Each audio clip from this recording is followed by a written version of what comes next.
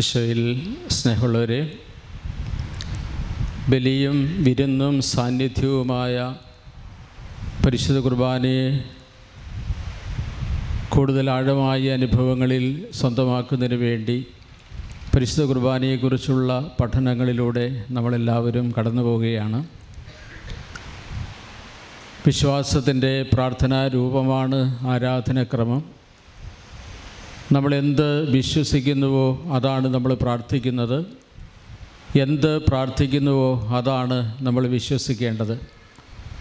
അതുകൊണ്ട് നമ്മുടെ വിശ്വാസത്തിൻ്റെ പ്രഘോഷണമായ പരിശുദ്ധ കുർബാനയിലെ പ്രാർത്ഥനകളുടെ അന്തരാർത്ഥങ്ങളും അവയുടെ ബൈബിൾ പശ്ചാത്തലങ്ങളും സഭാപിതാക്കന്മാർ അവർക്ക് ഇവയ്ക്ക് നൽകിയിട്ടുള്ള ഈ പ്രാർത്ഥനകൾക്കും കർമാനുഷ്ഠാനങ്ങൾക്കും നൽകിയിട്ടുള്ള ശ്രദ്ധേയമായ വ്യാഖ്യാനങ്ങളും ചേർത്ത് വെച്ചുകൊണ്ട് പരിശുദ്ധ കുർബാനയിലെ പ്രാർത്ഥനകളിലൂടെ കടന്നു പോവുകയാണ് ഇനിയുള്ള കാലഘട്ടങ്ങളിൽ. നമ്മുടെ പരിശുദ്ധ കുർബാന ആരംഭിക്കുന്നത് നമുക്കെല്ലാവർക്കും അറിയാവുന്നതുപോലെ സിറോ മലബാർ സഭയുടെ ആരാധനാക്രമത്തിൽ നമ്മൾ ഏറ്റുചൊല്ലുന്നത് അന്നാ പെസഹ തിരുനാളിൽ കർത്താവ് അരുളിയ കൽപ്പന പോൽ എന്ന ഗാനം ആലപിച്ചുകൊണ്ടാണ്. അവിടെ രണ്ട് കാര്യങ്ങളാണ് ഈ കൽപ്പനാനുസ്മരണത്തിൽ പ്രത്യേകമായി നമ്മൾ ഓർമ്മിക്കുന്നത് എന്ന് നമുക്കെല്ലാവർക്കും അറിയാം. ഒന്നാമത്തത് കൊറിന്ത്യർക്ക് എഴുതിയ 1-ാം ലേഖനത്തിൻ്റെ 11-ാം അധ്യായത്തിൻ്റെ 25-ാം വാക്യത്തിൽ സൂചിപ്പിച്ചിട്ടുള്ളതുപോലെ, ഞാൻ ഈ ചെയ്തത് നിങ്ങൾ എൻ്റെ ഓർമ്മയ്ക്കായി ചെയ്യുവിൻ. അതാണ് കൽപ്പനാനുസ്മരണം. അതിപ്രകാരമാണ് ബൈബിളിൽ നമ്മൾ വായിക്കുന്നത്. അപ്രകാരം തന്നെ അത്താഴത്തിനു ശേഷം പാനപാത്രമെടുത്ത് അരുളി ചെയ്തു, ഇത് എൻ്റെ രക്തത്തിലുള്ള പുതിയ ഉടമ്പടിയാണ്. നിങ്ങൾ ഇത് പാനം ചെയ്യുമ്പോഴെല്ലാം എൻ്റെ ഓർമ്മയ്ക്കായി ചെയ്യുവൻ. നമുക്കെല്ലാവർക്കും വളരെ പരിചിതമാണ്. അപ്പം അതുകൊണ്ട് അതിൻ്റെ വിശദാംശങ്ങളിലേക്ക് പോകേണ്ടതില്ല. നമ്മൾ അർപ്പിക്കുന്നത് കർത്താവിൻ്റെ ബലിയാണ്. തിരുവത്താഴത്തിൽ ആരംഭിച്ച് കാൽവരിയിൽ പൂർത്തിയാക്കിയ മനുഷ്യരക്ഷയുടെ അടിസ്ഥാനമായി നിൽക്കുന്ന ഏക ബലി, ദൈവപുത്രൻ്റെ ഏക ബലിയിലാണ് നമ്മൾ പങ്കുചേരുന്നത്. അതാണ് നമ്മുടെ വിശ്വാസം, സഭയുടെ ഔദ്യോഗികമായ പ്രബോധനവും അതുതന്നെയാണ്. അപ്പം അതുകൊണ്ട് പരിശുദ്ധ കുർബാന ആരംഭിക്കുമ്പോൾ ആ കൽപ്പനയെ നമ്മൾ അനുസ്മരിക്കുന്നു. ഒന്നാമതായി 2 കൽപ്പനകളുടെ അനുസ്മരണമാണ് അവിടെ നടക്കുക. ഒന്ന്, ഇത് ചെയ്യുവിൻ എന്ന് പറഞ്ഞതാണ്, എൻ്റെ ഓർമ്മയ്ക്കായി ഇത് ചെയ്യുവിൻ. രണ്ടാമത്തത്, അനുരഞ്ജിതമായ മനസ്സോടെ ആവണം ഈ കർമ്മം ചെയ്യുവാൻ, ഈ ബലിയർപ്പിക്കുവാൻ. അത് നമ്മളെവിടെയാണ് വായിക്കുന്നത്? അനുരഞ്ജിതമായ മനസ്സോടെ ബലിയർപ്പിക്കുവാൻ നമ്മളെ സഹായിക്കുന്ന വചനഭാഗം വിശുദ്ധ മത്തായിയുടെ സുവിശേഷത്തിൻ്റെ 5-ാം അധ്യായം 23-24 തിരുവചനങ്ങളാണ്. ബൈബിൾ തുറക്കുക. മത്തായിയുടെ സുവിശേഷത്തിൻ്റെ 5-ാം അധ്യായം 23-24 വാക്യങ്ങൾ. അവിടെ നമ്മൾ വായിക്കുന്നത്, നീ ബലിപീഠത്തിൽ കാഴ്ച അർപ്പിക്കുമ്പോൾ നിൻ്റെ സഹോദരന് നിന്നോട് എന്തെങ്കിലും വിരോധമുണ്ടെന്ന് അവിടെ വെച്ച് ഓർത്താൽ കാഴ്ചവസ്തു അവിടെ ബലിപീഠത്തിന് മുൻപിൽ വെച്ചിട്ട് പോയി സഹോദരനോട് രമ്യതപ്പെടുക, പിന്നെ വന്ന് ബലിയർപ്പിക്കുക. ഇന്ന് പരിശുദ്ധ കുർബാനയുടെ അർപ്പണവേളയിൽ ബഹുമാനപ്പെട്ട സുബിനച്ചൻ വളരെ മനോഹരമായി അതിനെ വ്യാഖ്യാനിക്കുന്നത് ഞാൻ കേട്ടു. അനുരഞ്ജിതമായ മനസ്സോടെ വേണം ബലിയർപ്പിക്കാൻ. വിദ്വേഷം, പക, വൈരാഗ്യം അതെല്ലാം മാറ്റിവെച്ചിട്ട് ആത്മാർത്ഥമായി നമുക്ക് ബലിയർപ്പിക്കാൻ സാധിക്കൂ. അച്ഛനത് നന്നായി പറഞ്ഞ് അവതരിപ്പിച്ചതുകൊണ്ട് ഞാനതിൻ്റെ വിശദാംശങ്ങളിലേക്ക് പോകുന്നില്ല. അനുരഞ്ജിതമായ മനസ്സോടെ വേണം പരിശുദ്ധ കുർബാനയിൽ പങ്കുചേരുവാൻ. അനുഗുണമായൊരു മനോഭാവമാണ് അനുരഞ്ജിതമായ മനസ്സ്. പെസഹ രഹസ്യങ്ങളുടെ അനുസ്മരണവും അനുഷ്ഠാനവും ആഘോഷവുമാണ് പരിശുദ്ധ കുർബാന. അതുകൊണ്ട് ഈശോ മിശിഹായുടെ കൽപ്പനയുടെ അനുസ്മരണത്തിനു ശേഷം മനുഷ്യാവതാരത്തിൻ്റെ മഹാരഹസ്യമാണ് നമ്മുടെ ശ്രദ്ധയിലേക്ക് പരിശുദ്ധ കുർബാന കൊണ്ടുവന്ന് തരുന്നത്. അപ്പോൾ കുർബാന ആരംഭിക്കുമ്പോൾ 2 കൽപ്പനകളെക്കുറിച്ച് നമ്മൾ അനുസ്മരിക്കണം. ഒന്നാമത് ഈശോ പറഞ്ഞതാണ്, അതനുസരിച്ചാണ് നമ്മളിത് ചെയ്യുന്നത്. 2, ഈശോ പറഞ്ഞു അനുരഞ്ജിതമായ മനസ്സോടെ വേണം. ഇത് രണ്ടും അനുസ്മരിച്ച് ആ ഒരു അനുഗുണ മനോഭാവത്തോടെ ബലിയിലേക്ക് പ്രവേശിക്കുമ്പോൾ ആദ്യമായി നമുക്ക് ലഭിക്കുന്നത് വളരെ സന്തോഷകരമായ ഒരനുഭവത്തിലേക്ക് നമ്മളെ കൂട്ടിക്കൊണ്ടുപോവുകയാണ്. അത് മനുഷ്യാവതാരത്തിൻ്റെ മഹാരഹസ്യങ്ങളാണ്. സകല മനുഷ്യർക്കും വേണ്ടിയുള്ള സന്തോഷത്തിൻ്റെ സദ്വാർത്തയാണ് മനുഷ്യാവതാരം. ഇതെവിടെയാണ് നമ്മൾ കാണുന്നത്? നമുക്ക് പരിശുദ്ധ ബൈബിളിൽ നമുക്ക് കാണുന്നതിന് തൊട്ട് മുൻപായി ഇത് വലിയ പ്രത്യാശ നൽകുന്നതാണ്. വലിയ സന്തോഷവും വലിയ പ്രത്യാശയും നൽകുന്ന ഒരു ഓർമ്മപ്പെടുത്തലോടുകൂടിയാണ് ഇത് ആരംഭിക്കുക. വലിയ സന്തോഷത്തോടെ ആരോട് കൂടെയാണ് ഇത് അർപ്പിക്കുന്നത്? സ്വർഗവാസികളുടെ കൂടെയാണ്. സ്വർഗവാസികളുടെ കൂടെ. കാരണം അത്യുന്നതങ്ങളിൽ ദൈവത്തിന് സ്തുതി എന്ന് ചൊല്ലുന്നത് മാലാഖമാരുടെ ഗീതമാണ്. അപ്പോൾ അവരോട് ചേർന്നാണ് ഈ മംഗളകരമായ വാർത്ത നമ്മളും കേൾക്കുക. ആരൊക്കെയാണ് കൂടെ നിൽക്കുന്നത്? വിശ്വാസ സമൂഹമാണ്. മാമോദീസായിലൂടെ പരിശുദ്ധ കത്തോലിക്ക സഭയുടെ അംഗങ്ങളായി തീർന്ന യേശുക്രിസ്തുവിൽ വിശ്വസിക്കുന്ന സമൂഹത്തിൻ്റെ നടുവിൽ നിന്നുകൊണ്ടാണ് ഞാൻ ഈ പ്രാർത്ഥന ചൊല്ലുന്നത്. നമ്മളിത് കഴിഞ്ഞ ദിവസങ്ങൾ കണ്ടിരുന്നു. സഭ വിശ്വസിക്കുന്നവരുടെ സമൂഹമാണ്, സഭ ആരാധിക്കുന്നവരുടെ സമൂഹമാണ്, സഭ സ്നേഹിക്കുന്നവരുടെ സമൂഹമാണ്, സഭ പങ്കുവെക്കുന്നവരുടെ സമൂഹമാണ്. ആ ഒരു സമൂഹത്തിൽ നിന്നുകൊണ്ടാണ് ഞാൻ ഈ പ്രാർത്ഥന ചൊല്ലുന്നത് എന്നോർക്കണം. പരിശുദ്ധ കുർബാന ആരംഭിക്കുന്നത് കഴിഞ്ഞ പരിശുദ്ധ കുർബാന അർപ്പണത്തിന് ശേഷം, ഇപ്പോൾ അർപ്പിക്കുന്ന പരിശുദ്ധ കുർബാനയ്ക്ക് മുൻപായി നമ്മൾ അർപ്പിച്ച പരിശുദ്ധ കുർബാനയ്ക്ക് ശേഷം ജീവിച്ച കുർബാനയുടെ തുടർച്ചയായി ജീവിച്ച ബലി ജീവിതത്തിൻ്റെ തുടർച്ചയാണ് ഇന്നത്തെ ബലി എന്ന് ഇത് ഓർമ്മപ്പെടുത്തുകയാണ്. കഴിഞ്ഞ ബലി അർപ്പണത്തിന് ശേഷം നടത്തിയ ആ ഒരു ബലി ജീവിതം, അതാണ് പ്രധാനപ്പെട്ടത്. അർപ്പിക്കുന്ന ബലിയും അത്രയും പ്രധാനപ്പെട്ടതാണ് അതിൻ്റെ തുടർച്ചയായ പരിശുദ്ധ കുർബാനയും. അതുകൊണ്ടാണ് ബലി ജീവിതത്തിൻ്റെ തുടർച്ചയാണ് പരിശുദ്ധ ബലി എന്ന് പറയുന്നത്. ബലി ജീവിതത്തിൻ്റെ തുടർച്ചയാണിത്. അതേപോലെ തന്നെ ബലിയുടെ തുടർച്ചയാണ് ബലി ജീവിതവും. ബലിയും ബലി ജീവിതവും, ബലിയും ബലി ജീവിതവും, ഇതാണ് ഒരു ക്രൈസ്തവൻ്റെ ജീവിതത്തിലെ ഏറ്റവും പ്രധാനപ്പെട്ട കാര്യം. അതുകൊണ്ട് ബലിയർപ്പകൻ, ഈ ബലി ജീവിതം എന്ന് പറഞ്ഞാൽ എന്താണ്? ബലി അർപ്പകൻ ബലിവസ്തുവായി രൂപാന്തരപ്പെടുന്നതാണ് ബലി ജീവിതം. ബലിയർപ്പകൻ ബലിപീഠത്തിൽ ബലി അർപ്പിക്കുന്നു, പക്ഷേ അവൻ ഒരു പടി കൂടെ കടന്ന് ഇതിനോട് കൂടുതലായി താതാത്മ്യപ്പെടുന്നത് ജീവിതത്തിലാണ്. അത് ബലി ജീവിതമാണ്. തന്നെ മുറിച്ചു കൊടുക്കുന്ന കർമ്മമാണ് ജീവിതത്തിൽ തുടരേണ്ടത് എന്നതാണ് ഇതിൻ്റെ ഓർമ്മപ്പെടുന്നത്. അതുകൊണ്ടാണ് ബലിയർപ്പകൻ ബലി വസ്തുവായി രൂപാന്തരപ്പെടുന്നതാണ് യഥാർത്ഥ ബലിജീവിതം. അനുനിമിഷം, ഏതെങ്കിലും ഒരു സമയത്തേക്കല്ല, എല്ലാ സമയത്തും ഈ ബലിയർപ്പണം തുടരുകയാണ്, ബലിജീവിതം തുടരുകയാണ്. അനുനിമിഷം ബലിജീവിതം നയിക്കുന്നവർക്ക് മാത്രമേ യഥാർത്ഥത്തിൽ മറ്റൊരു ബലിയർപ്പിക്കാൻ വരാനുള്ള അവകാശമുള്ളൂ എന്നതാണ് ഞാനിവിടെ സൂചിപ്പിക്കുക. പരിശുദ്ധ ബൈബിളിൻ്റെ താളുകളിലൂടെ കടന്നു വരുമ്പോൾ ദൈവവചനം നമ്മെ ഓർമ്മിപ്പിക്കുന്ന വളരെ ശ്രദ്ധേയമായ കാര്യം, എപ്പോഴും സന്തോഷത്തോടെ ഇരിക്കുവിൻ.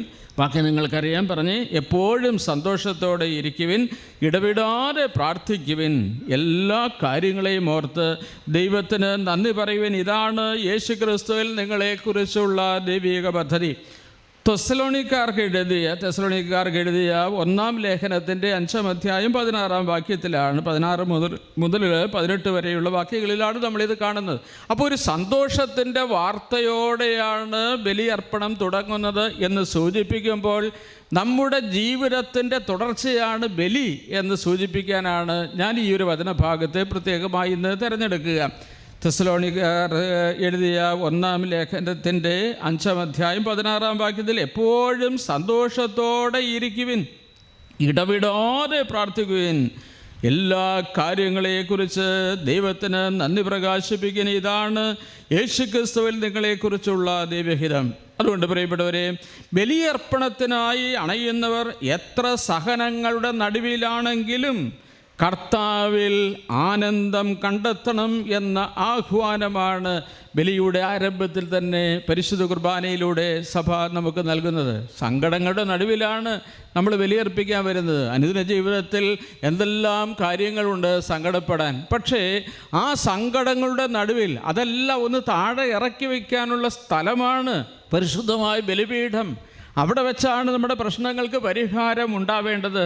ദൈവം ഓർത്തു, അപ്പോൾ അവൻ്റെ പ്രശ്നം തീർന്നു എന്നൊക്കെ നമ്മൾ കഴിഞ്ഞ എപ്പിസോഡിൽ കാണാനായിട്ട് ശ്രമിച്ചതാണ്. ദൈവത്തിൻ്റെ ഒരു ഓർമ്മ മതി, നമ്മുടെ പ്രശ്നങ്ങളെല്ലാം അവിടെ വെച്ച് പരിഹരിക്കപ്പെടുകയാണ്. അപ്പം അതുകൊണ്ട് സങ്കടങ്ങളെല്ലാം ഇറക്കി വെച്ച് ഒരു പടി കൂടെ വളർന്ന് വേണം തിരിച്ചു പോകാൻ. എങ്ങനെയാണത്? കർത്താവിൽ ആനന്ദം കണ്ടെത്തി തിരിച്ചു പോകണം. വ്യക്തികളിലോ സാഹചര്യങ്ങളിലോ സന്തോഷം കണ്ടെത്തി ജീവിച്ചാൽ അത്തരം ജീവിതം അവസാനിക്കുന്നത് നിരാശപ്പെടുത്തുന്ന അനുഭവങ്ങളിലായിരിക്കും. അതിൽ നിന്ന് വ്യത്യസ്തമായി പരിശുദ്ധ അമ്മയെപ്പോലെ കർത്താവിൽ ആനന്ദിക്കാനുള്ള കൃപയ്ക്ക് വേണ്ടിയാണ് യഥാർത്ഥത്തിൽ ബലിയർപ്പണത്തിൻ്റെ ആദ്യ നിമിഷം മുതൽ നമ്മൾ പ്രാർത്ഥിക്കേണ്ടത്. അതുകൊണ്ടാണ് എത്ര സഹനങ്ങളുടെ നടുവിലാണെങ്കിലും കർത്താവിൽ ആനന്ദം കണ്ടെത്താനുള്ള ആഹ്വാനമാണ് മനുഷ്യാവതാരത്തിൻ്റെ വിളംബരം നമുക്ക് നൽകുന്നത്. അത്യുന്നതങ്ങളിൽ ദൈവത്തിന് സ്തുതി എന്ന പ്രാർത്ഥന നമുക്ക് നൽകുന്നത് ഈ ഒരു സന്ദേശമാണ്. പരിശുദ്ധ അമ്മയെപ്പോലെ തൻ്റെ ജീവിതത്തിൻ്റെ ആനന്ദം എപ്പോഴും കർത്താവിൽ കണ്ടെത്തുക, അതാണ് പ്രധാനപ്പെട്ട സന്ദേശം. ബലിയർപ്പണത്തിൻ്റെ ഫലമായി മനുഷ്യന് ലഭിക്കേണ്ട ശാശ്വതമായ സന്തോഷത്തിലേക്കും സമാധാനത്തിലേക്കും പരിശുദ്ധ കുർബാനയുടെ ആമുഖ ശുശ്രൂഷയിൽ തന്നെ ദൈവം നമ്മളെ ക്ഷണിക്കുകയാണ്. പരിശുദ്ധ കുർബാനയുടെ അനന്തര ഫലം എന്ന് പറയുന്നത് ശാശ്വതമായ ഒരു സമാധാനമാണ്, ശാശ്വതമായ പ്രത്യാശയാണ്. അതിലേക്ക് പരിശുദ്ധ കുർബാനയുടെ ആമുഖ ശുശ്രൂഷയിൽ തന്നെ ദൈവം നമ്മളെ പ്രത്യേകമായി ക്ഷണിക്കുകയാണ്. ജീവിതത്തിൻ്റെ സാഹചര്യങ്ങൾ എന്തു തന്നെയായാലും ദൈവത്തിലുള്ള അടിയുറച്ച വിശ്വാസത്തിലൂടെ ആന്തരികമായ സമാധാനവും സന്തോഷവും വീണ്ടെടുക്കുവാൻ മനുഷ്യാവതാര സംഭവം നമ്മോട് ആഹ്വാനം ചെയ്യുന്നു.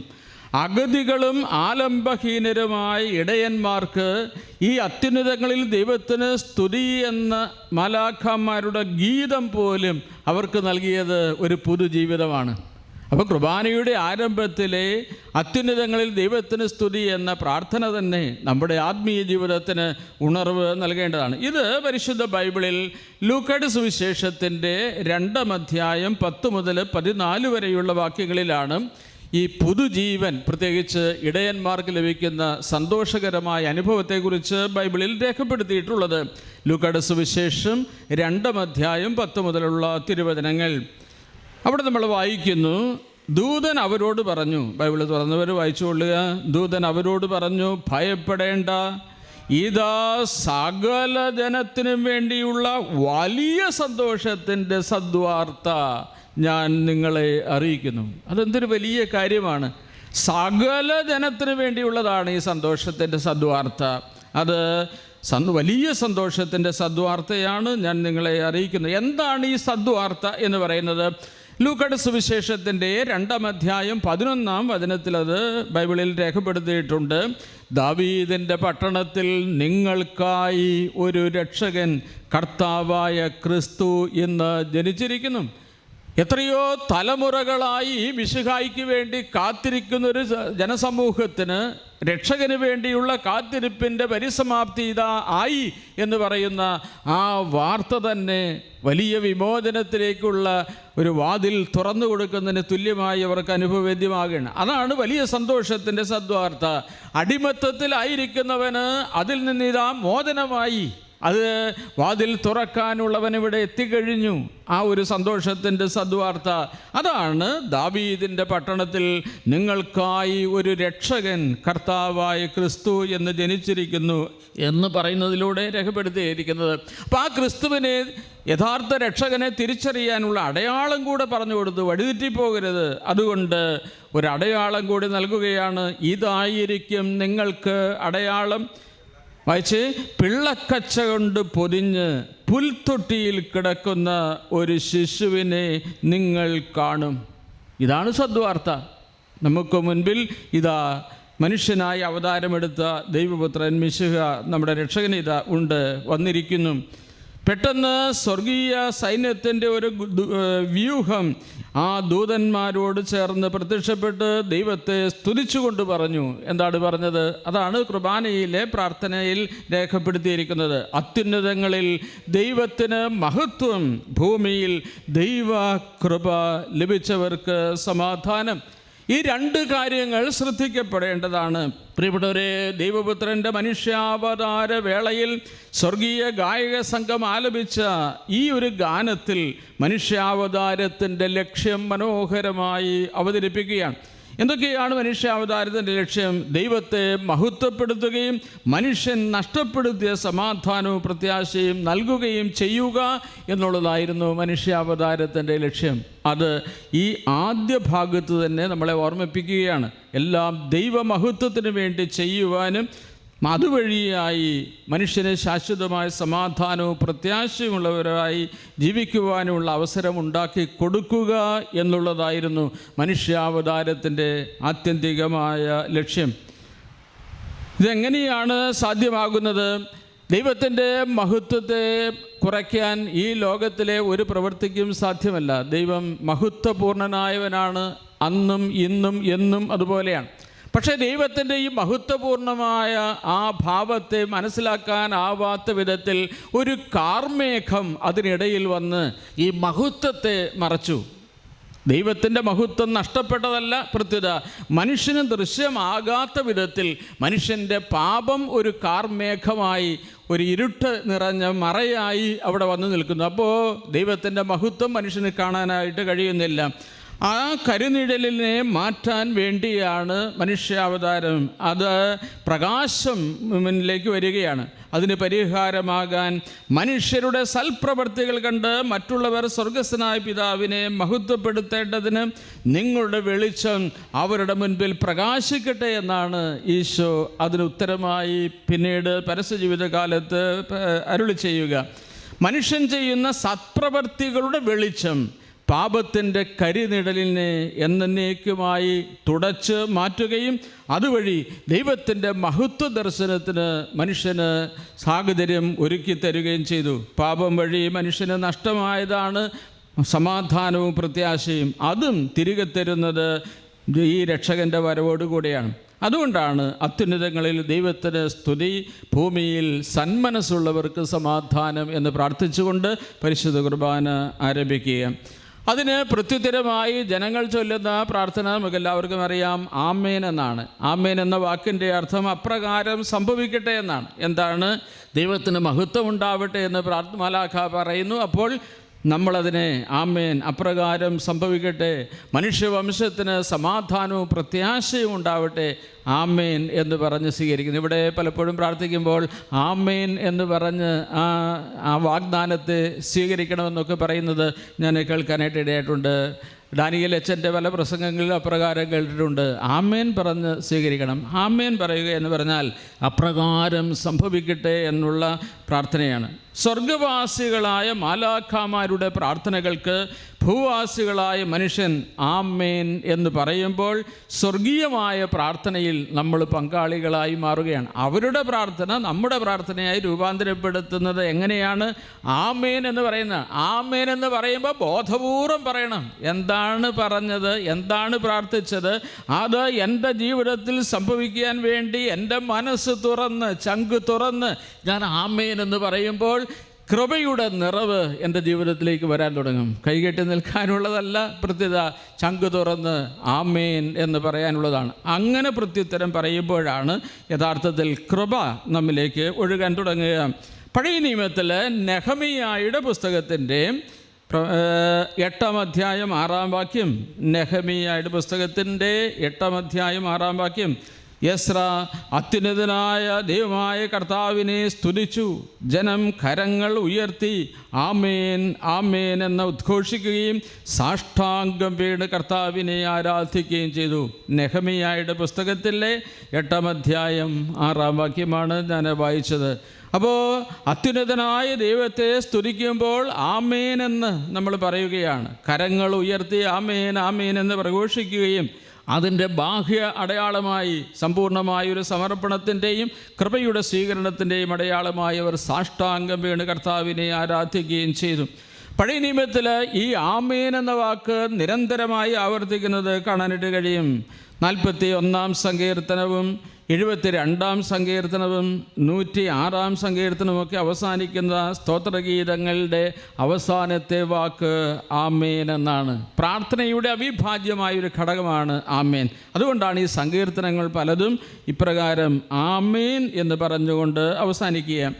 ഇസ്രായേലിൻ്റെ ദൈവമായ കർത്താവ് എന്നേക്കും വാഴ്ത്തപ്പെടട്ടെ.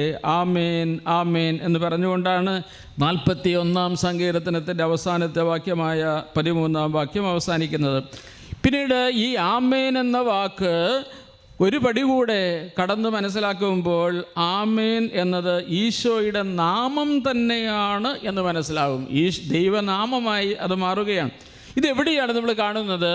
പുതിയ നിയമത്തിൻ്റെ അവസാനത്തെ പുസ്തകമായ പുതിയ നിയമത്തിൻ്റെ അവസാനത്തെ പുസ്തകം വെളിപാട് പുസ്തകം. വെളിപാട് പുസ്തകത്തിൻ്റെ 3-ാം അധ്യായത്തിൻ്റെ 14-ാം വാക്യം എഴുതിയെടുക്കുന്നവർ അത് എഴുതിയെടുത്തുകൊള്ളുക.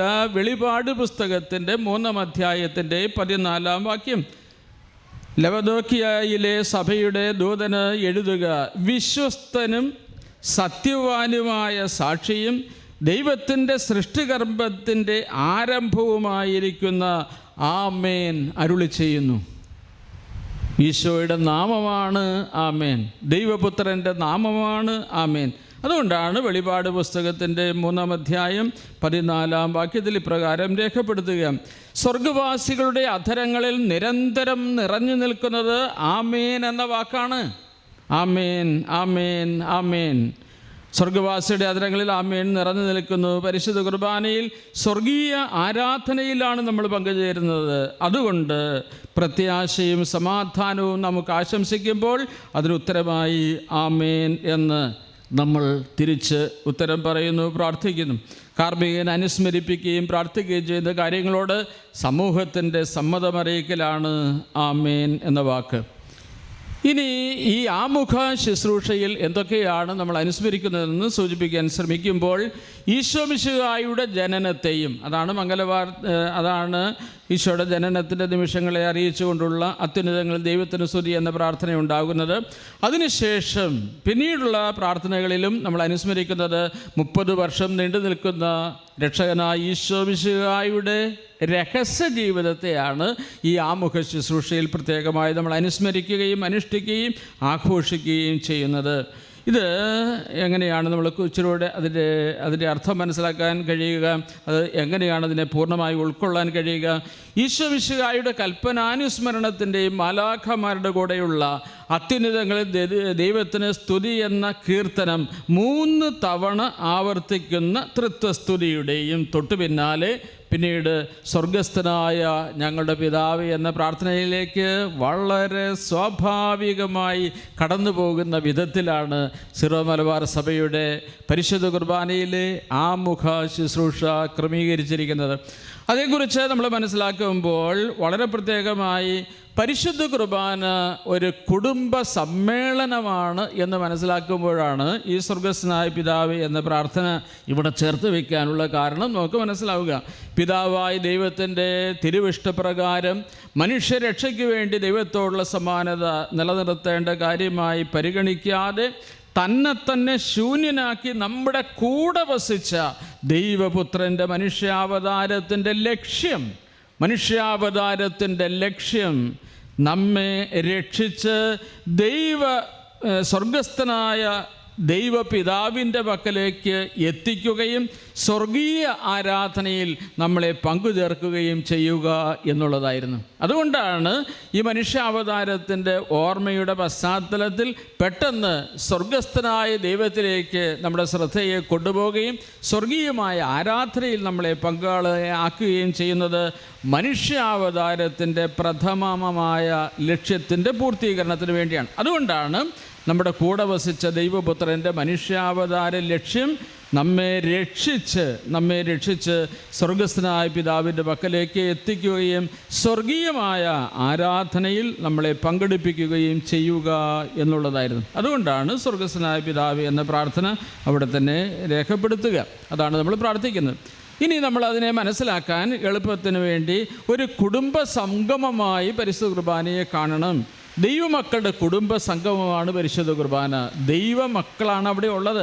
ദൈവമക്കളുടെ കുടുംബ സമ്മേളനമാകുമ്പോൾ ഒരു കുടുംബ സമ്മേളനം നടത്തിയാൽ ആരെയാണ് ആദ്യമായി ആദരിക്കുകയും ആദ്യമായി അഭിവാദ്യം ചെയ്യുകയും ചെയ്യുക? കുടുംബത്തിലെ ഏറ്റവും പ്രധാനപ്പെട്ട വ്യക്തിയാണ്, കാരണവന്മാരെയാണ്. ഒരു കുടുംബസമ്മേളനം നടത്തിയിട്ട് ജീവിച്ചിരിക്കുന്ന വല്യപ്പനെയും വല്യമ്മയും വിളിക്കാതെ അംഗീകരിക്കാതെ അവരുടെ അടുത്ത് പോകാതെ അവരോട് സംസാരിക്കാതെ പോയാൽ ആ കുടുംബ സമ്മേളനം തന്നെ അർത്ഥരഹിതമായി മാറും. ഏതൊരു കുടുംബ സമ്മേളനവും ബന്ധങ്ങളെ നവീകരിക്കാനും വളർത്താനും വേണ്ടിയുള്ളതാണ്. അപ്പം അങ്ങനെയാണെങ്കിൽ ജോൺ പോൾ രണ്ടാമൻ ഫ്രാൻസിസ് മാർപ്പാപ്പയൊക്കെ പറയുന്നത് പോലെ പരിശുദ്ധ കുർബാന ഒരു കുടുംബ സമ്മേളനമാണ്, ഒരു കുടുംബ സമ്മേളനമാണ്. അപ്പോൾ അതൊരു കുടുംബാംഗങ്ങളുടെ ഒത്തുചേരലിൻ്റെ ഭാഗമായി നിന്നുകൊണ്ട് വേണം നമ്മുടെ പരിശുദ്ധ കുർബാനയെ പോലും നമ്മൾ മനസ്സിലാക്കുവാൻ. ദൈവമക്കളുടെ കുടുംബ സംഗമമാണ്. അവിടെ പിതാവായ ദൈവമാണ് നമ്മുടെ പിതാവ്. മനുഷ്യരെല്ലാവരും മക്കളാണ്. മാമോദീസായിലൂടെയാണ് നാം ഈ കുടുംബത്തിൻ്റെ അംഗമായി മാറിയത്. മാമോദീസായിലൂടെ ലഭിച്ച ആ ഒരു പൗരത്വമാണ്, ആ ഒരു ഐഡൻറ്റിറ്റിയാണ് യഥാർത്ഥത്തിൽ ഈ കുടുംബ സമ്മേളനത്തിൽ നമുക്കുള്ളത്. കുടുംബാഘോഷങ്ങളിൽ ഏറ്റവും പ്രധാനപ്പെട്ട ഭാഗം ഏറ്റവും തലമുതിർന്ന ആൾക്കാണ്. അതുകൊണ്ടാണ് പരിശുദ്ധ കുർബാനയിൽ ആദ്യമേ തന്നെ സ്വർഗസ്ഥനായ പിതാവിനെ വിളിച്ച് അപേക്ഷിച്ചുകൊണ്ട് ഈ പ്രാർത്ഥനകൾ ആരംഭിക്കുക. എല്ലാ കുടുംബ സമ്മേളനങ്ങളും എന്തിനു വേണ്ടിയാണ് നടത്തുന്നത് ഞാൻ സൂചിപ്പിച്ചു. അത് ബന്ധങ്ങളുടെ നവീകരണത്തിന് വേണ്ടിയാണ്, ബന്ധങ്ങളെ കൂടുതലായി വളർത്താൻ വേണ്ടിയാണ്. അപ്പം അതുകൊണ്ട് പിതാവായ ദൈവത്തോടുള്ള ബന്ധത്തെ, സ്വർഗസ്ഥനായ ദൈവത്തോടുള്ള നമ്മുടെ ബന്ധത്തെ വളർത്തണം. അതേപോലെ തന്നെ കൂടെ നിന്ന് പ്രാർത്ഥിക്കുന്ന മനുഷ്യ സാഹോദര്യത്തെയും നമ്മൾ വളർത്തണം. അങ്ങനെ വരുമ്പോഴാണ് യഥാർത്ഥത്തിൽ ഓരോ പരിശുദ്ധ കുർബാനയും ബന്ധങ്ങളുടെ ഒരു പുതിയ നവീകരണമായി മാറുക.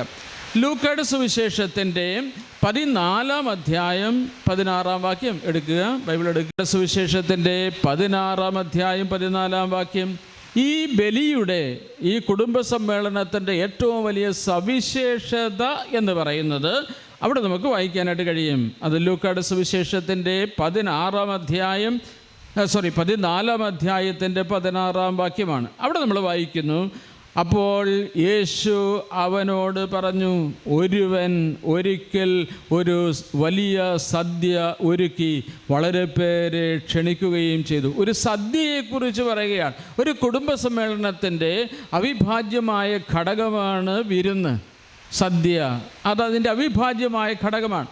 അപ്പോൾ അതുകൊണ്ട് ബലിയും വിരുന്നും സാന്നിധ്യവുമായ പരിശുദ്ധ കുർബാനയിലെ വിരുന്ന് എന്താണ് എന്നതിന് അതിൻ്റെ സമാനതകളില്ലാത്ത ആ വിരുന്നിനെക്കുറിച്ച് പറയുന്നത് ലൂക്കയുടെ സുവിശേഷത്തിൻ്റെ 14-16 ഒരുവൻ ഒരിക്കൽ ഒരു വിരുന്ന് നടത്തി. അത് സമാനതകളില്ലാത്ത വിരുന്നാണ്. എന്തുകൊണ്ടാണ് ഈ സമാനതകളില്ലാത്ത വിരുന്ന് എന്ന് പറയുക? ലോകത്തിൽ എവിടെ ഒരു വിരുന്നിന് നമ്മൾ ക്ഷണിക്കപ്പെട്ടാലും ആ വിരുന്നിൽ ഞാൻ പങ്കാളിയാകണമെങ്കിൽ ആ സമയത്ത് വിരുന്ന് നടത്തുന്ന സ്ഥലത്ത് ഞാൻ എത്തണം.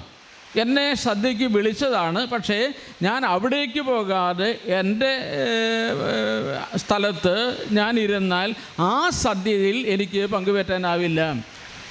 എന്നെ ക്ഷണിച്ച സദ്യയിൽ അത് നടത്തുന്ന സമയത്ത് ഞാൻ അവിടെ ചെന്നാൽ മാത്രമേ ആ വിരുന്നിൽ എനിക്ക് പങ്കെടുക്കാൻ പറ്റൂ. അതാണ് ലോകത്തിലുള്ള എല്ലാ സദ്യകളുടെയും പ്രത്യേകത.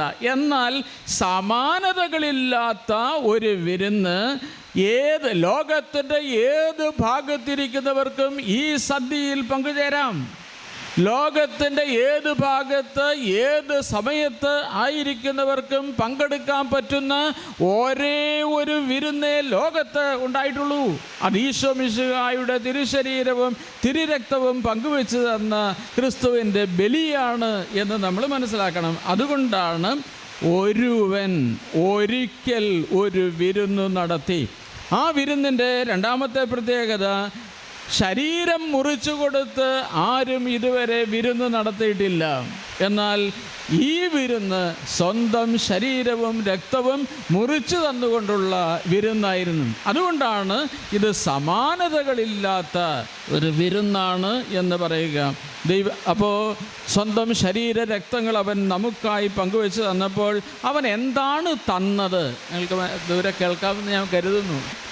സ്വന്തം ശരീരരക്തങ്ങൾ മുറിച്ചു തന്നുകൊണ്ട് ഒരു വിരുന്നും ലോക ചരിത്രത്തിൽ ക്രിസ്തുവിൻ്റേതല്ലാതെ ഉണ്ടായിട്ടില്ല.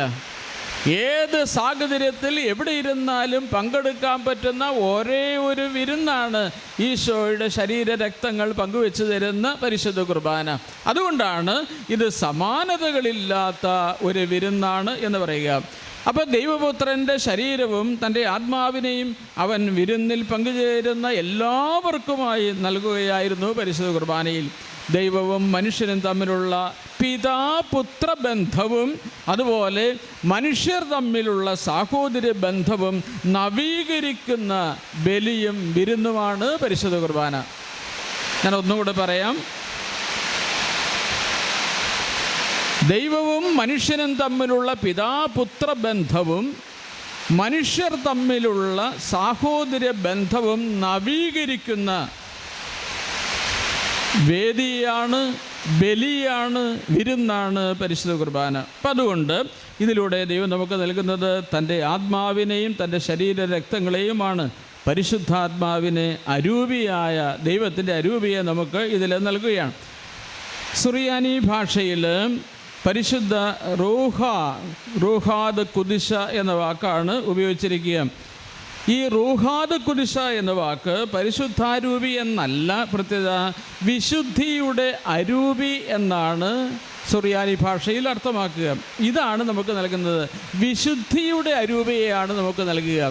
വിശുദ്ധിയുടെ അരൂപി സ്വീകരിക്കുമ്പോഴാണ് വിശുദ്ധ ജീവിതം നയിക്കുവാൻ, അത് സ്വീകരിക്കുന്നവർക്ക് വിശുദ്ധ ജീവിതം നയിക്കാനുള്ള അനുഗ്രഹം ഉണ്ടാവുകയാണ്. വിശുദ്ധിയുടെ അരൂപിയെ നമുക്ക് നൽകുന്നത് അരൂപിയിൽ ജനിച്ച് വളർന്ന് ദൈവത്തിൻ്റെ മക്കളും പരസ്പരം സഹോദരങ്ങളുമായി ജീവിക്കുന്നതിന് വേണ്ടിയാണ്. പരിശുദ്ധ കത്തോലിക്ക സഭയിലെ വിശുദ്ധ കൂദാശകളാണ്, പ്രത്യേകിച്ച് പരിശുദ്ധ കുർബാനയാണ് പരിശുദ്ധാത്മാവിനെ, വിശുദ്ധിയുടെ അരൂപിയെ നമുക്ക് എപ്പോഴും നൽകുക. ഈ വിശുദ്ധിയുടെ അരൂപിയെ നമുക്ക് ലഭിച്ചു കഴിയുമ്പോൾ പരിശുദ്ധ കുർബാനയും പരിശുദ്ധാത്മാവുമാണ് സഭാ മക്കളെ സ്നേഹത്തിലും കൂട്ടായ്മയിലും നിലനിർത്തുകയും വളർത്തുകയും ചെയ്യുന്നത് എന്ന പരമമായ സത്യം നമുക്ക് മനസ്സിലാകും. അതുകൊണ്ട് ഈ അരൂപിയോടെ പിതാവായ ദൈവവുമായി പിതാപുത്ര ബന്ധത്തിൽ ആഴപ്പെട്ടുകൊണ്ടും മനുഷ്യ വ്യക്തികൾ തമ്മിലുള്ള ബന്ധത്തെ ആഴപ്പെടുത്തിക്കൊണ്ടും ഒരുമിച്ച് ചേർന്ന് ചൊല്ലേണ്ട പ്രാർത്ഥനയാണ് സ്വർഗസ്ഥനായ ഞങ്ങളുടെ പിതാവേ എന്ന പ്രാർത്ഥന. സ്വർഗസ്ഥനായ ഞങ്ങളുടെ പ്രാർത്ഥന. അപ്പം അതുകൊണ്ട് ഈ പ്രാർത്ഥന നമ്മെ ഒരു സമൂഹമാക്കി, ഒരു കുടുംബമാക്കി നിലനിർത്തുകയും ആ കുടുംബ ബന്ധത്തെ ഓരോ ദിവസവും നവീകരിക്കുകയും ചെയ്യുന്നു. പരിശുദ്ധ കുർബാനയിൽ പങ്കുചേരുമ്പോൾ ദൈവവുമായുള്ള ബന്ധവും സഹോദരങ്ങളുമായുള്ള ബന്ധവും നവീകരിക്കുകയും നിലനിർത്തുകയും വളർത്തുകയും ചെയ്യുകയാണ്. അതുകൊണ്ടാണ് പരിശുദ്ധ കുർബാനയ്ക്ക് ഇത്രയും പ്രധാനം വരാനുള്ള കാരണം. ഇനി നിങ്ങൾ ശരിക്കും ശ്രദ്ധിച്ചാൽ മനസ്സിലാകുന്ന ഒരു കാര്യം ഞാൻ സൂചിപ്പിക്കുകയാണ്. ദൈവത്തിൻ്റെ അരൂപി ഒരു വ്യക്തിയിൽ പ്രവർത്തന നിരതമാകുമ്പോൾ, സ്നേഹാരൂപി പ്രവർത്തന നിരതമാകുന്നിടത്ത് സംഘട്ടനങ്ങളിൽ നിന്ന് സഹിഷ്ണുതയിലേക്കും സഹിഷ്ണുതയിൽ നിന്ന് സഹവർത്തിത്വത്തിലേക്കും സഹവർത്തിത്വത്തിൽ നിന്ന് സൗഹൃദത്തിലേക്കും സൗഹൃദത്തിൽ നിന്ന് സാഹോദര്യത്തിലേക്കും സാഹോദര്യത്തിൽ നിന്ന് സമാധാനപൂർണമായ ജീവിതത്തിലേക്കും നമ്മൾ കടന്നു പോകും. മനസ്സിലാക്കാൻ ഇത്ര പ്രയാസമുണ്ട്, പക്ഷേ ഇതാണ് സത്യം. സംഘട്ടനങ്ങൾ അവസാനിക്കുന്നത് എപ്പോഴാണ്? സാഹോദര്യത്തിൽ വളരാൻ തുടങ്ങുമ്പോൾ. അതിനുള്ള ചില സ്റ്റെപ്പുകളുണ്ട്. ആ സ്റ്റെപ്പിലൂടെ അല്ലാതെ നമുക്ക് സാഹോദര്യത്തിലേക്കും സമാധാനത്തിലേക്കും എത്താനാവില്ല. അതുകൊണ്ട് ഞാൻ സൂചിപ്പിക്കുന്നത് സംഘട്ടനത്തിൽ നിന്ന് മാറേണ്ടത് സഹിഷ്ണുതയിലേക്കാണ്. ഓരോരുത്തർക്കും വ്യത്യാസങ്ങളുണ്ട്, പ്രത്യേകതകളുണ്ട്. അപ്പം അതുകൊണ്ട് സഹിഷ്ണുതയുള്ളവരാവുക എന്നതാണ് ഒന്നാമത്തെ ഘട്ടം. സംഘട്ടനങ്ങൾ അവസാനിപ്പിക്കാൻ സഹിഷ്ണുതയുള്ളവരാവുക. സഹിഷ്ണുത ഉണ്ടാകുമ്പോഴാണ് ഒരുമിച്ച് പ്രവർത്തിക്കാൻ സാധിക്കുക. അതാണ് സഹവർത്തിത്വം. സൗഹൃദത്തിൽ നിന്ന് ഈ സഹവർത്തിത്വത്തിൽ നിന്ന് സൗഹൃദത്തിലേക്ക് വരും എന്ന് പറഞ്ഞാൽ ഒരുമിച്ച് പ്രവർത്തിക്കുമ്പോൾ സ്വാഭാവികമായി ചില സൗഹൃദങ്ങൾ രൂപപ്പെടാൻ തുടങ്ങും. സൗഹൃദത്തിൽ നിന്നാണ് സാഹോദര്യത്തിലേക്ക് വളരുക. സാഹോദര്യത്തിൽ നിന്ന് സമാധാനത്തിലേക്കും സമാധാനം ശാന്തിയിലേക്കും ഐക്യത്തിലേക്കും നമ്മളെ കൊണ്ടുവന്നെത്തിക്കും. അതുകൊണ്ടാണ് ഈ ഐക്യമാണ് പരിശുദ്ധ കുർബാനയിലൂടെ നമുക്ക് ലഭിക്കുക. പിതാവിനോടുള്ള ബന്ധത്തിൽ ആഴപ്പെടുക, സഹോദരങ്ങളോടുള്ള ബന്ധത്തിൽ ആഴപ്പെടുക. അതുകൊണ്ട് പരിശുദ്ധ കുർബാനയേക്കാൾ വലിയ ഒരു കുടുംബ യോഗവും സ്നേഹവിരുന്നും ഈ ഭൂമിയിലില്ല. കാരണം ദൈവം അവിടെയുണ്ട്, മാലാഖമാർസുണ്ട്, സ്വർഗവാസികളുണ്ട്, ഭൂവാസികളുണ്ട്. ഇതൊരു വലിയ കുടുംബ സമ്മേളനമാണ്. അതുകൊണ്ടാണ് പരിശുദ്ധ കുർബാനയേക്കാൾ വലിയ ഒരു കുടുംബ യോഗവും ഒരു സ്നേഹവിരുന്നും ഈ ഭൂമിയിൽ വേറെയില്ല. ഇതാണ് പരിശുദ്ധ കുർബാനയെ ഏറ്റവും വലിയ ബലിയും വിരുന്നും ആക്കി രൂപാന്തരപ്പെടുത്തുന്നത്. ഈശോ മിശിഹായിൽ വിശ്വസിച്ചവരെല്ലാം ഈശോയുടെ മൗലിക ശരീരമായ തിരുസഭയുടെ ഭാഗമായി മാറുന്നു. ആദിമസഭയിൽ ഭവനം തോറും നടത്തിയിരുന്ന അപ്പം മുറിക്കൽ ശുശ്രൂഷ വിശ്വാസികളെ ഒരു കുടുംബമാക്കി രൂപാന്തരപ്പെടുത്തുകയും ഞായറാഴ്ച ആചരണങ്ങൾ ഏറ്റവും വലിയ കുടുംബ സമ്മേളനങ്ങളായി രൂപാന്തരപ്പെടുകയും ചെയ്തു. അത്തരം കുടുംബ സമ്മേളനങ്ങളിലാണ് ദൈവത്തെ എല്ലാവരും സ്വർഗസ്ഥനായ ഞങ്ങളുടെ പിതാവേ എന്ന് വിളിച്ച് പ്രാർത്ഥിച്ച് പിതാപുത്ര ബന്ധത്തിലും പരസ്പര സാഹോദര്യത്തിലും വളർന്നു വന്നത്. അതുകൊണ്ടാണ് ഈ സ്വർഗസ്ഥനായ പിതാവേ എന്ന പ്രാർത്ഥന ഏറ്റവും ശ്രേഷ്ഠമായ ഈ പ്രാർത്ഥന ബന്ധത്തിൽ ആഴപ്പെടാൻ നമ്മളെ പ്രേരിപ്പിക്കുകയാണ്. സിറോ മലബാർ സഭയുടെ ആരാധനാക്രമത്തിൽ 3 തവണയാണ് പരിശുദ്ധ ദൈവപിതാവിനെ വിളിച്ചുള്ള പ്രാർത്ഥന, സ്വർഗസ്ഥനായ ഞങ്ങളുടെ പിതാവേ എന്നുള്ള പ്രാർത്ഥന ഉള്ളത്. കത്തോലിക്ക സഭയിലെ 24 വ്യക്തിസഭകളിലും ഏതെങ്കിലും ഒരു തവണയെങ്കിലും സ്വർഗസ്ഥനായ പിതാവേ എന്ന പ്രാർത്ഥന ചൊല്ലുന്നുണ്ട്. സിറോ മലബാർ സഭയുടെ വിശുദ്ധമായ പാരമ്പര്യമനുസരിച്ച് 3 തവണ ഈ പ്രാർത്ഥന ചൊല്ലുന്നുണ്ട്. ബന്ധത്തിൽ ആഴപ്പെടാൻ, ദൈവത്തെ നിരന്തരമായി അനുസ്മരിക്കാൻ, ദൈവത്തെ മഹത്വപ്പെടുത്താൻ, സഹോദരങ്ങളുമായി ബന്ധത്തിൽ നിലനിൽക്കുവാൻ ഓരോ പരിശുദ്ധ കുർബാനയും അവയുടെ സംഗ്രഹമായ പരിശുദ്ധ സ്വർഗസ്ഥനായ പിതാവേ എന്ന പ്രാർത്ഥനയും നമുക്ക് സഹായകമായി മാറുകയാണ്. ദൈവത്തിൻ്റെ തിരുമുൻപിൽ നമുക്ക് ശാന്തമാകാം. കുർബാനയിലെ ഓരോ ശുശ്രൂഷകളിലൂടെയും കടന്നു പോകുമ്പോൾ ഏത് പശ്ചാത്തലത്തിലാണ് ഓരോ പ്രാർത്ഥനകളെയും ഞാൻ മനസ്സിലാക്കേണ്ടത് എന്ന് പ്രത്യേകമായി നമുക്ക് അനുസ്മരിക്കാം. പരിശുദ്ധ ബൈബിൾ പശ്ചാത്തലം ഏതാണ്, ഈ പ്രാർത്ഥനയുടെ ബൈബിൾ പശ്ചാത്തലം ഏതാണ് എന്ന് നമ്മൾ അറിയുക. അതിലൂടെ എന്താണ് നമുക്ക് ലഭിക്കേണ്ടത് എന്ന് തിരിച്ചറിഞ്ഞ് ഏകാഗ്രതയോടെ, ഭക്തിയോടെ, ശ്രദ്ധയോടെ ഓരോ പരിശുദ്ധ കുർബാനയിലും പങ്കുചേർന്ന് ദൈവത്തിൻ്റെ കൃപകളാൽ നിറയുവാൻ, ഈശോയുടെ തിരുശരീര രക്തങ്ങൾ സ്വീകരിച്ച് ഒരേ ആത്മാവും ഒരേ ശരീരവും ഉള്ളവരായി തീരാൻ കൃപ തരണമേ എന്ന് ആത്മാർത്ഥമായി നമുക്ക് പ്രാർത്ഥിക്കാം. ദൈവം നമ്മളെല്ലാവരെയും സമൃദ്ധമായി അനുഗ്രഹിക്കട്ടെ.